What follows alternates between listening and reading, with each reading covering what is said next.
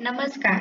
आजच्या व्हिडिओमध्ये मी तुम्हाला महाशिवरात्रीचा उपवास कधी धरायचा, कधी सोडायचा, त्याबरोबर कोणते पदार्थ आपल्याला या दिवशी चुकूनही खायचे नाहीत आणि उपवास सोडताना कोणता पदार्थ खाऊन उपवास सोडायचा म्हणजे आपल्याला व्रताचं संपूर्ण फळ मिळेल, याबद्दलची संपूर्ण माहिती सांगणार आहे. पण त्याआधी तुम्ही चॅनलवरती नवीन असाल तर चॅनलला लाईक करा आणि सबस्क्राईब देखील करा. कमेंटमध्ये श्री स्वामी समर्थ किंवा हर हर महादेव किंवा ओम नमः शिवाय लिहायला विसरू नका. महाशिवरात्रीचे व्रत अतिशय प्रभावी मानले जाते. म्हणूनच अनेक कुटुंबामध्ये लोक महाशिवरात्रीचा उपवास जवळपास सर्वजण करतात आणि महादेवांच्या भक्तांसाठी तर महाशिवरात्रीचा उपवास अत्यंत महत्त्वपूर्ण असतो आणि महाशिवरात्रीचा उपवास करण्याची प्रत्येक ठिकाणची पद्धत वेगळी असली तरी सर्वसाधारणपणे इतर उपवासाप्रमाणेच या दिवशीही उपवासाचे पदार्थ खाल्ले जातात. पण त्यामधले असे काय काय उपवास असतात की त्यामध्ये एखादा पदार्थ खाल्ला जात नाही, तो वर्ज्य केला जातो. तर अगदी त्याचप्रमाणे महाशिवरात्रीच्या उपवासामध्ये सुद्धा असे कोणते 3 पदार्थ खायचे नाहीत हे मी तुम्हाला सांगणार आहे, जेणेकरून तुम्हाला त्या व्रताचं संपूर्ण फळ मिळेल. माघ कृष्ण चतुर्दशी ही तिथी महाशिवरात्री म्हणून साजरी केली जाते. यावर्षी रविवार दिनांक 15 फेब्रुवारी 2026 रोजी महाशिवरात्रीचे व्रत केले जाणार आहे.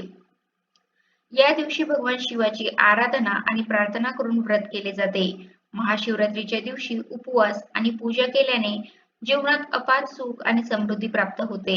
या दिवशी बऱ्याच ठिकाणी म्हणजे सर्वत्र महाशिवरात्रीला उपवास केला जातो, पण शरीर शुद्धीकरणासाठी खरे तर उपवास केले जातात. तर महाशिवरात्रीचा उपवास हा एकादशी प्रमाणे पूर्ण 24 तासासाठी केला जातो. म्हणजे 15 फेब्रुवारीला सकाळी लवकर उठून स्वच्छ स्नान करून शक्य असेल तर अंघोळीच्या पाण्यामध्ये थोडंसं गंगाजल टाकावं आणि त्या शुद्ध पाण्याने स्नान करून रोजची देवाची पूजा करून तुम्ही शिवलिंगाची सुद्धा विधिवत अशी पूजा करायची आहे. हा उपवास दिवसभर करायचा, रात्रभरही करायचा आणि 16 फेब्रुवारीला सकाळी आपल्याला हा उपवास सोडायचा आहे. म्हणजे तुम्ही 15 तारखेला सकाळी उपवास केला तर तो रात्री सोडायचा नाही. रात्री सुद्धा तुम्ही उपवासाचे पदार्थ खायचे आहेत. मात्र 16 तारखेला तुम्ही सकाळी हा उपवास सोडू शकता. फक्त ज्या स्त्रियांना मासिक धर्म आहे त्या स्त्रिया मात्र पूजा करू शकत नाही. पण तुम्ही उपवास मात्र नक्की करू शकता आणि मनातल्या मनात महामृत्युंजय मंत्र किंवा ओम नमः शिवाय ओम नमः शिवाय हा मंत्र जपावा. त्यामुळे सुद्धा तुम्हाला व्रताचं संपूर्ण फळ मिळू शकतं. कारण असं म्हणतात की भोलेनाथ भोले बाबा आहेत. अगदी साध्या सुध्या पूजेने सुद्धा ते आपल्यावरती प्रसन्न होतात. त्यामुळे अगदी साधी जरी पूजा तुम्ही मनापासून केली तरी त्याचं फळ तुम्हाला नक्की मिळेल. त्याचबरोबर जी बालके आहेत, लहान मुले आहेत, वृद्ध म्हाताऱ्या व्यक्ती आहेत किंवा जे आजारी आहेत, वारंवार जे आजारी असतात किंवा गर्भवती स्त्रियांनी कोणत्याही प्रकारचा उपवास किंवा कोणत्याही नियमांचे पालन करण्याची आवश्यकता नाही. फक्त त्यांनी केवळ भगवान शिवशंकरांचं, महादेवांचं नामस्मरण करावं, मनातल्या मनात किंवा मंत्र जप करावा. एवढं जरी मनापासून केलं तरी त्यांना पुण्याची प्राप्ती होते आणि महाशिवरात्रीच्या व्रताचं फळ सुद्धा त्यांना मिळतं. आता हे व्रत कसं केलं जातं? तर हे व्रत 3 प्रकारे केलं जातं. एक म्हणजे निर्जळी म्हणजे कडक उपवास, दिवसभर पाण्याचा थेंबही घेत नाहीत असा उपवास म्हणजे निर्जळी उपवास. पण हा उपवास ज्यांना शक्य आहे त्यांनीच हे करावं, अन्यथा एवढं कडक व्रत करण्याची काही आवश्यकता नाही. आणि दुसरं म्हणजे फलाहारी व्रत. म्हणजे बरेच जण या व्रतामध्ये या उपवासामध्ये दूध आणि फळांचा समावेश करतात.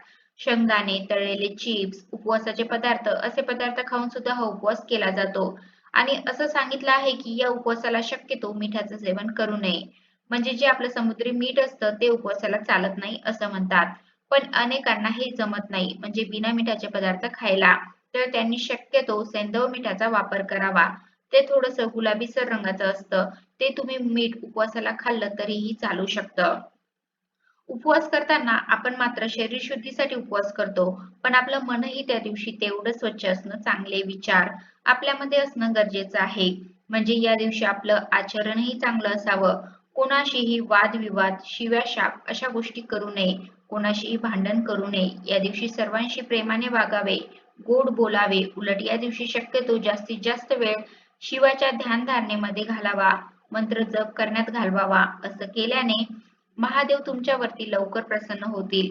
उपवासाच्या दिवशी आपल्याला नेहमीपेक्षा थोडं आणि सात्विकच खायचं आहे. कारण काही उपवास असे आहेत की जे दुसऱ्या दिवशी सोडले जातात. जसे की हरितालिका असेल, एकादशी असेल, महाशिवरात्र असेल, हे उपवास आपण दुसऱ्या दिवशी सोडतो. त्यामुळे या दिवशी थोडं कमी प्रमाणात आणि पचायला हलके असे पदार्थ खावे. कारण उपवास करणे म्हणजे पोटाला आराम देणे अशा पद्धतीनं असतं. त्यामुळे शक्यतो आपण कमीत कमी आणि हलके पदार्थ खाण्यावरती भर द्यावा. त्यातल्या त्यात तुम्ही खजूर, राजगिरा, रताळे, सुकामेवा, फळे अशा पदार्थांचा जास्तीत जास्त किंवा त्याबरोबर फळांचा सुद्धा समावेश तुम्ही आहारामध्ये करू शकता. त्याचबरोबर बघा, गाव बदललं की सगळ्या पद्धती सुद्धा बदलतात. हेच पदार्थ खाल्ले पाहिजेत, हे नाही खाल्लं पाहिजे किंवा हे व्रत करत असताना हा पदार्थ चालत नाही, असं आपण प्रत्येक गावामध्ये वेगवेगळ्या पद्धतीने ऐकतो. आणि बऱ्याच जणांना ही माहिती सुद्धा असेल की महाशिवरात्रीच्या उपवासाला वरई म्हणजे बऱ्याच ठिकाणी याला भगर सुद्धा म्हणतात. तर ही आमच्या भागामध्ये तरी खाल्ली जात नाही. म्हणून मी तुम्हाला सांगते म्हणजे आमच्या भागामध्ये शक्यतो महादेवाचा उपवास असतो. श्रावण महिन्यामधला सोमवार असेल किंवा महाशिवरात्री असेल, तर या महादेवाच्या उपवासाला आमच्या इकडे भगर खाल्ली जात नाही. म्हणजे वरईचे पदार्थ वरई खाल्ली जात नाही. जर तुमच्याकडे चालत असेल तर तुम्ही नक्की खाऊ शकता. पण ज्या व्यक्ती पहिल्यांदाच हे व्रत करणार असेल तर त्यांनी शक्यतो भगर किंवा भगरीचे पदार्थ सोडून इतर सर्व उपवासाचे पदार्थ खाऊ शकता. तसेच या दिवशी आपल्याला चुकून सुद्धा मांसाहार करायचा नाही. कांदा, लसूण सुद्धा आपल्याला पूर्णपणे वर्ज्य करायचा आहे. या दिवशी चुकून सुद्धा मटण, मासे, अंडी किंवा कोणीही कोणतेही व्यसन करू नका. आपण श्रावण महिन्यामध्ये सुद्धा संपूर्ण महिनाभर मांसाहार वर्ज्य करत असतो. तर अगदी त्याचप्रमाणे महाशिवरात्रीला सुद्धा आपल्याला या पदार्थांचं सेवन चुकून सुद्धा करायचं नाही. कारण आपण म्हणतो की शंकर भोळे आहेत, पण तेवढे ते क्रोधित सुद्धा आहेत. म्हणजे त्यांना लगेचच राग येतो. त्यामुळे अशा या पवित्र दिवशी जर तुम्ही अशा काही पदार्थांचं सेवन केलं, तर आपल्याला या व्रताचं फळ मिळणार नाही. या दिवशी शक्यतो जास्तीत जास्त आपण भगवान शंकरांचे ध्यान करायचे आहे. सोप्यात सोपा ओम नमः शिवाय, ओम नमः शिवाय या मंत्राचा जप करावा. कारण असे म्हणले आहे की महाशिवरात्रीच्या उपवासात रात्री जागर करावा. याने व्रताचे अधिक पुण्य आपल्याला मिळेल. शिवपुराणात महाशिवरात्रीच्या रात्री जागराचे महत्त्व सांगितलेले आहे. त्यामुळे जमेल तेवढी जास्तीत जास्त तुम्ही महादेवाची सेवा करा. तर मी तुम्हाला सांगितलं की उपवास कसा करायचा, दिवसभर करायचा, रात्रीही करायचा आणि दुसऱ्या दिवशी सकाळी सोडायचा. महिलांनी केस वगैरे धुवू शकता, काही अडचण नाही. कारण त्या दिवशी रविवार आहे. उपवासाला तुम्ही वरई म्हणजे भगर सोडून इतर उपवासाचे पदार्थ खाऊ शकता आणि हा उपवास दुसऱ्या दिवशी सकाळी सोडायचा. आता बऱ्याच ठिकाणी उपवास हा दही-भात खाऊन सोडला जातो. म्हणजे थोडक्यात सांगायचं झालं तर उपवास सोडताना सुद्धा आपल्याला सात्विकच अन्न ग्रहण करायचं आहे. म्हणजे आपल्याला दिवसभर केलेल्या उपवासाचं संपूर्ण फळ मिळेल. म्हणजे उपवास सोडताना तुम्ही कोणत्याही प्रकारचा मांसाहार किंवा मसालेदार पदार्थांचं सेवन करणं जरूर टाळा.